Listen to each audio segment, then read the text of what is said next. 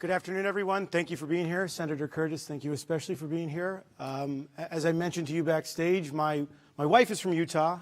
I got married in Utah, so I've been looking forward to this conversation. I have felt the full force of Utah soft power when it comes to sports. Maybe I should call it snow power, in terms of just what an amazing state it is for skiing, winter sports, but also hiking, just everything under the sun. It's just such a beautiful place. And I know how excited the state is for the upcoming Winter Olympics and Paralympics. We've got some time, but it almost feels like it's tomorrow based on how excited folks are. And you are co-sponsoring some legislation related to that I'd love to talk about today, the American Decade of Sports Act. So could you walk us through a bit about what this legislation is about and why you're so supportive of it? Yes. Not before I say thank you and hello to all of you. And I must tell you, I'm a little bit distracted. I love a good pair of socks, and these socks right here are just excellent socks. They're screaming at me, and it's like squirrel. Best socks in the audience award, 100%. So okay, now back to Utah. Yeah. So this bill, and by the way, as I unfold what it is, you'll understand how important it is that some of the co-sponsors are both Utah and California. We also have Jackie Rosen from Nevada, two of the places where we're having these venues. This decade for the United States is amazing in what we're hosting here.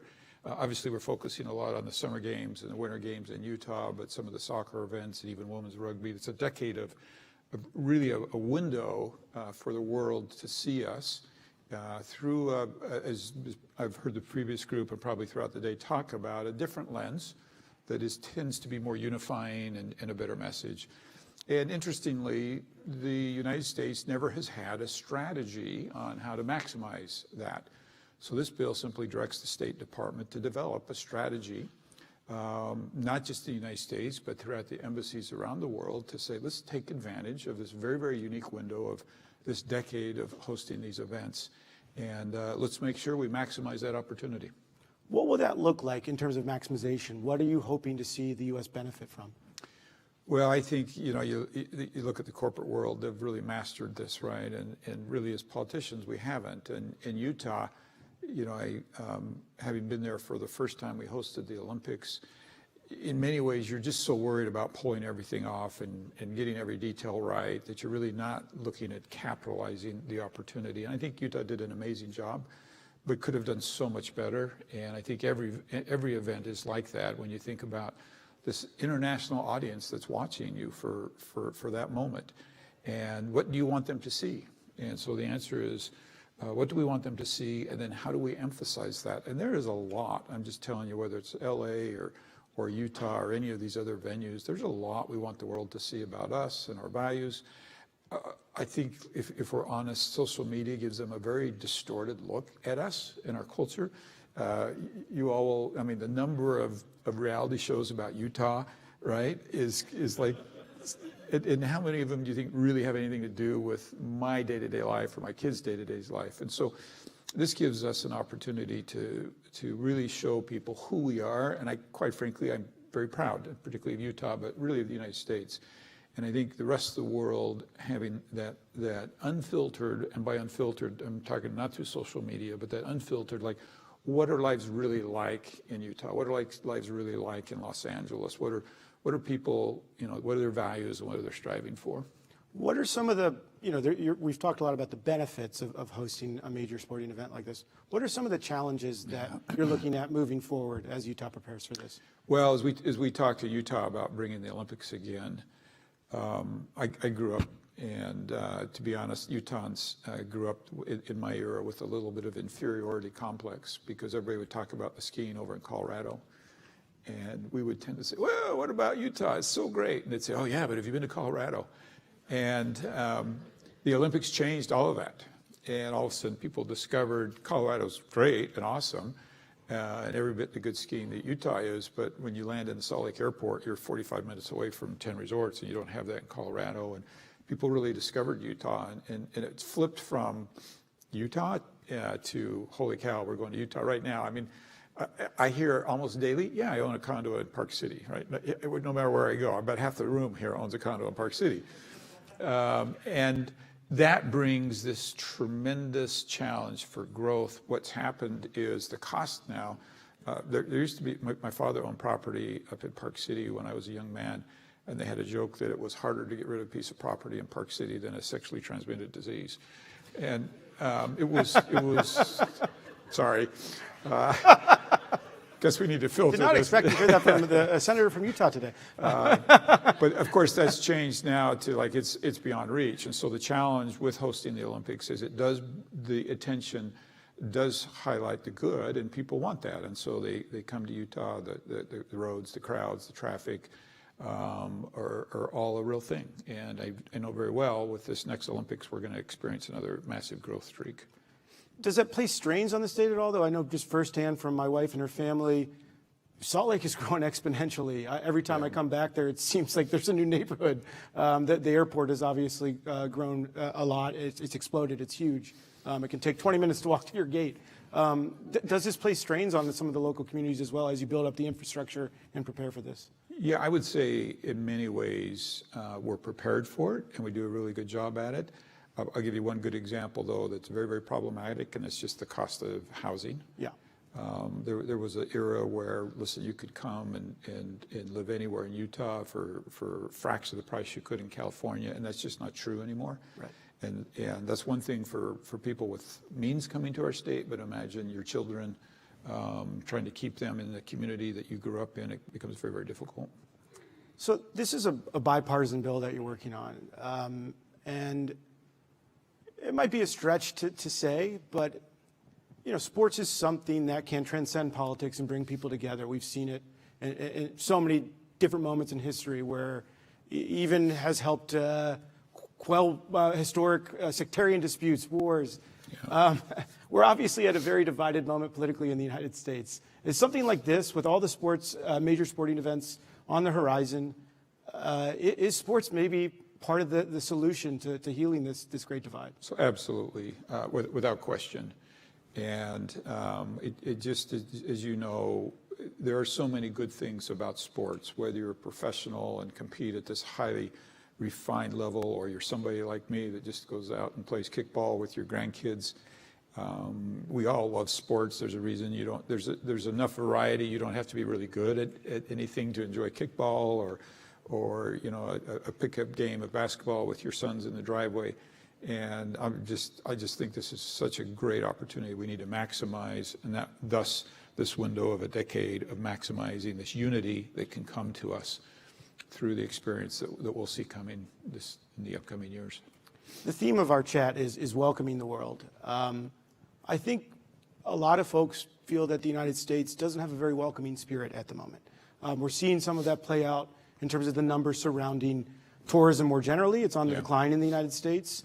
And some of the numbers surrounding the World Cup, where the tickets have not sold out at some of the games that they were really expecting high numbers for. Hotel bookings are down. Are you concerned about that as Utah prepares for the Winter Olympics and as you work on this legislation? Is this something that's factoring into your mindset? So first of all, I want to kind of reset the mindset. It feels often like we're in this unique time where there's a lot of divisiveness, and that for sure is true, but it's not unique. If you go back to my childhood in the 70s, the Vietnam War, not long before that, McCarthyism, right? You can point to a lot of unrest in our culture, and there's something unique about our country, and we're what I call self-healing. And we come out of these periods, and we always come out of them better than when we go into them.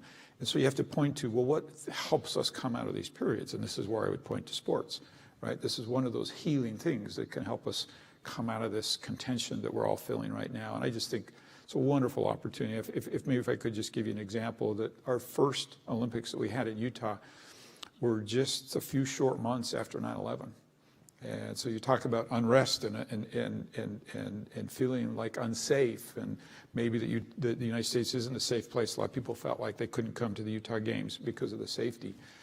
And this is where you have an opportunity to mark it. If you go back to our opening ceremony, it started with a young child carrying a lamp through what was a storm, right? And showing how we can do hard things and we can make it through. And the President of the United States, George Bush, was there. The President had never opened the Olympics before, and he opened the Olympics welcoming the world. And they actually, kind of as a shout out to our pioneer heritage, they made a quilt with one section from all 50 states. and they had this massive quilt that they pulled out. And so those are the messages that you can send to the world that are different than what they're going to get if they pop on social media and see Utah housewives, right? And this is why this is such a valuable opportunity, is you can go down to the core, and here's the core, whether it's Utah or LA or anywhere else. We have people that are just good people in our neighborhoods, in our communities, and we need to do a better job of filtering out the non-real stuff. Utah, during our first Olympics, stunned the world with our volunteerism. Stunned the world. We were in trouble with the Olympics. Some of you will remember what's, among other things, what saved it is the high volunteer rate, is the volunteerism rate in Utah. Interesting, one of the things volunteers did is they wore a pin if they spoke a different language. You can go down to my hometown in Provo and walk down the street and pick out anybody at random, and they're going to speak Spanish or Mandarin or Russian, or, you know, because of the missions that we serve. And so people were able to wear these pins that they spoke a second language and welcome the world. And so I actually view this is one of the ways we break through what you just brought up and say, look, no, we are welcoming. This is a great country, a great heritage. We want to share it with you. Come enjoy this event with us. So we're across the country. We're about to have the World Cup. It starts in 8 days. Los Angeles is also preparing for the Olympics. What lessons have you drawn from the prep for the World Cup, and what lessons are you drawing from Los Angeles' prep for their Olympics for the state of Utah? So I just want to flip this question and say I hope they've drawn lessons from Utah. Okay, fair enough. Hey. We did so many things well in our first Olympics. I mentioned the volunteerism. We kept all our venues active.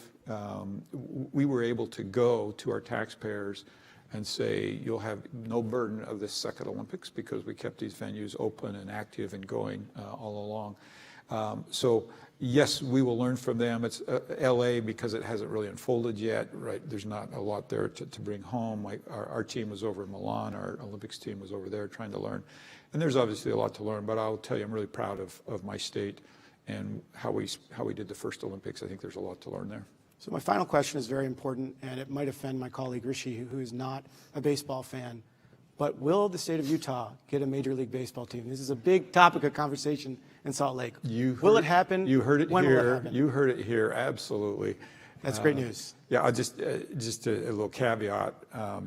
We brought in a hockey team. Yeah. Gosh, it's been a year. It feels like it was just now? yesterday, but it's probably 2 years ago. Tickets sold out before the team had even. I've been to a game. arrived. It's great. Yeah, it had even arrived. Utahns love their sports. If we get a Major League Baseball team, it's going to be an amazing. When we get it, the venues we know where they are. I think we're really well prepared on this. And so that one's easy. Ask me about the NFL franchise, and I'm going to struggle a little bit giving you an answer on that. My wife actually said, don't ask about the NFL, just ask about the baseball team. So, I always do what you very want. prescient Yeah, of her. yeah. Thank you so much. Good Senator to be Curtis. with all of you. Yeah, really appreciate it. Thank you for your time. Thank you. Thank you. Thank you. Please now welcome U.S. Sports Envoy and Wrestle Like a Girl CEO Sally Roberts, and U.S. Sports Envoy and National Soccer Hall of Famer Tony Sana for a conversation with FP's Allison Carlson.